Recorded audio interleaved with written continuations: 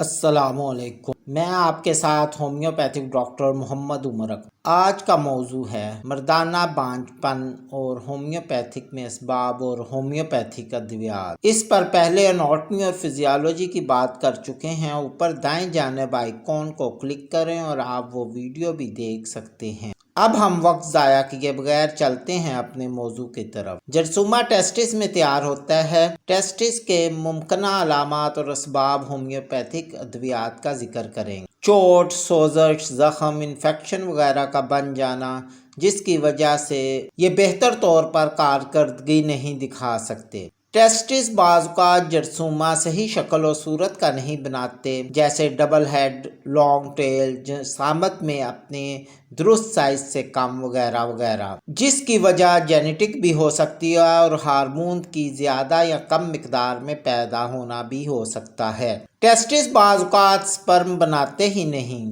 اس کی وجہ ٹیسٹس میں کوئی جینیٹک مسئلہ ہو سکتا ہے یا ٹیسٹس کا سکڑ جانا۔ علامات کو مد نظر رکھتے ہوئے لامحدود ادویات موجود ہیں، مگر ممکنہ ہومیوپیتھک ادویات کا ذکر کریں گے۔ آرنیکا، ڈائمیانا، ایوناسٹیوا، یوہمبینیم، سٹیفیسگیریا، بوفورانا وغیرہ۔ ہومیوپیتھک میں وہی ادویات بہتر ہوتی ہیں جس کی علامات مریض کی ہسٹری میں مل جائیں۔ ٹیسٹس کے بعد باری آتی ہے ایپیڈیڈیمیس۔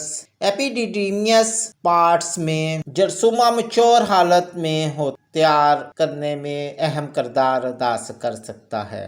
اس میں چوٹ، ہارمون کی مقدار میں کمی اور زیادتی، سوزش دیکھنے میں آتی ہے۔ اگر یہ درست طریقے سے عمل نہ کرے تو جرثومہ جوان نہیں ہوتا اور ان کی انمیچور شکل آگے جا کر کام نہیں کرتے۔ ٹیسٹس اور ایپیڈیڈیمیس کی ریجن میں آنے والی تبدیلیوں کو سیمن کی رپورٹ میں مائکروسکوپک کے ذریعے مارفولوجی میں دیکھا جاتا ہے۔ مارفولوجی میں جرثومے کے سر کی لمبائی چوڑائی کو دیکھا جاتا ہے اور دم کی لمبائی کو بھی دیکھا جاتا ہے اور جرثومے کی ٹوٹل تعداد کو بھی دیکھا جاتا ہے۔ اس کے بعد اس میں موجود چست جراثیموں کو بھی دیکھا جاتا ہے اور جن کی مارفولوجی نارمل ہو اس کو بھی دیکھا جاتا ہے۔ اگر ایپیڈیڈرمس میں کوئی انفیکشن ہو تو pus cell, red blood cell, epithelial cell یا بیکٹیریا بھی رپورٹ میں دیکھنے میں آتے ہیں۔ ہومیوپیتھک علامات کی روشنی میں اسباب کو دیکھیں۔ اس میں ہارمون کی کمی نظر انداز نہیں کیا جا سکتا۔ ہومیوپیتھک ادویات میں ایگنیسکاس، ڈائمیانا، یوہمبینیم وغیرہ وغیرہ جس کی علامات موجود ہوں۔ اس کے بعد آگے چلتے ہیں۔ ایک نالی جیسی واسا ڈفرینسیا، اس کا صرف سپرم کو آگے جانے میں مدد دینا ہے۔ یہ نالی مثانے کے اوپر سے گزرتی ہے۔ مثانے کے مسائل بھی اس پر اثر انداز ہوتے ہیں۔ واسا ڈفرینسا میں جرثومے کو گزرنے میں صرف مدد دیتی ہے۔ اس نالی میں کوئی گروتھ کے حوالے سے کوئی کام نہیں ہوتا، اس لیے اس میں صرف انفیکشن ہو سکتی ہے، بلاکیج ہو سکتی ہے، کسی اندرونی یا بیرونی چوٹ سے یہ متاثر ہو سکتی ہے اور ہومیوپیتھک میں کوئی میازم بھی اس پر اثر انداز ہو سکتا ہے۔ علامات کی روشنی میں علاج کیا جاتا ہے۔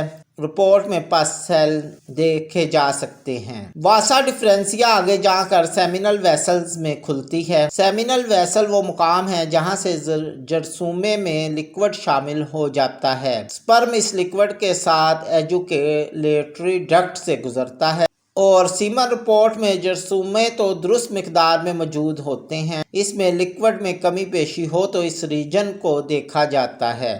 سیمینل ویسل میں انفیکشن، سوجن، کیونکہ سیمینل ویسل مثانے کے عقب کی جانب ہوتا ہے اور یہ بڑی آنت کے اس حصے کے قریب ہے جو کہ مقعد سے اوپر ہے، تو شدید قسم کی قبض، دباؤ بھی اس پر اثر انداز ہوتے ہیں۔ اس کے علاوہ لوات جیسے ہم جنس عوامل بھی اس پر اثر انداز ہوتے ہیں۔ ہومیوپیتھک میں سارے معاملات کو دیکھتے ہوئے علامات کی تلاش کریں اور دوائی کا انتخاب کریں۔ ایجوکیلیٹری ڈکٹ پوسٹریٹ گلینڈ میں سے گزرتی ہے۔ اس گلینڈ میں سے بھی سکریشن اس میں شامل ہوتی ہے اور گلینڈ کو پر گلینڈ سے بھی کچھ سکریشن شامل ہوتی ہے۔ یہاں پر کیونکہ پوسٹریٹ گلینڈ سے گزر गुजरती है, प्रोस्टेट का बढ़ जाना और इसका किसी भी मसले में होना इस पर असरअंदाज होता है। इसके बाद ये स्पर्म और लिक्विड यूरिथ्रा से गुजरता हुआ रिएक्शन के दौरान बाहर आता है। मुझे उम्मीद है कि वीडियो आपको बेहतर लगी होगी।